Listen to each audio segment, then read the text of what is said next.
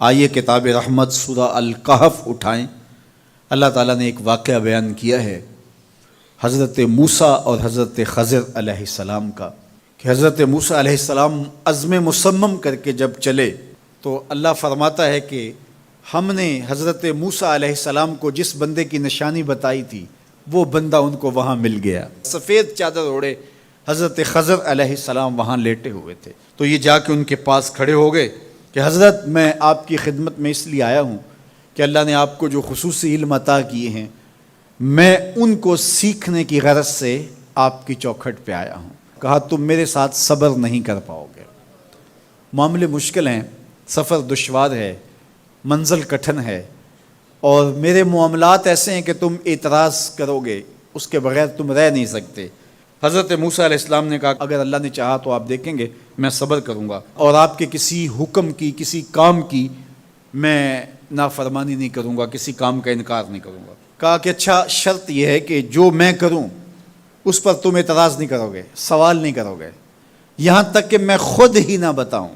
تو کہا کہ یہ شرط ٹھہری، میں کوئی بات نہیں کروں گا۔ فانطلقا، دونوں چل پڑے، دریا کے پار جانا تھا۔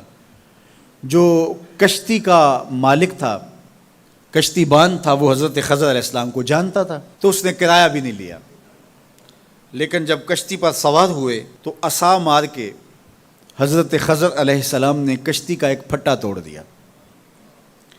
تو بے ساختہ حضرت موسیٰ علیہ السلام نے کہا آپ نے پھٹا توڑ دیا، یہ سارے ڈوب جائیں؟ کہا میں نے کہا تھا نا تم میرے کاموں پہ صبر نہیں کر پاؤ گے۔ تو حضرت موسیٰ کو یاد آیا، کہا میں بھول گیا تھا، اس پر مواخذہ نہ کیجیے۔ پھر دونوں چل پڑے۔ بچے کھیل رہے تھے، ایک خوبصورت لڑکا وہ بھی بچوں میں کھیل رہا تھا۔ حضرت خضر آگے بڑھے اور اس کی گردن مروڑ دی، اس کو قتل کر دیا۔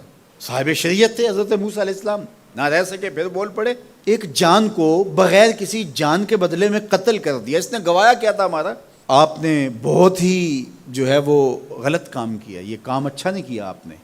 کہا میں نے کہا نہیں تھا کہ تم میرے ساتھ صبر نہیں کر پاؤ گے۔ کہا ایک موقع اور دے دیجئے، اب اگر میں نے کوئی اعتراض اٹھایا تو پھر دوبارہ مجھے آپ اپنی صحبت میں نہ رکھیے، عذر تمام ہو جائے گا۔ پھر دونوں چل پڑے، یہاں تک کہ ایک بستی میں دونوں آئے تو آپ نے بستی والوں سے کہا کہ ہم مہمان ہیں، آپ ہماری مہمان نوازی کیجیے، کھانا کھلائیے۔ تو انہوں نے انکار کر دیا، کہا کہ ہم تو آپ کو بلایا نہیں ہے، آپ خود آئے ہیں، آپ اپنے کھانے کا خود انتظام کیجیے۔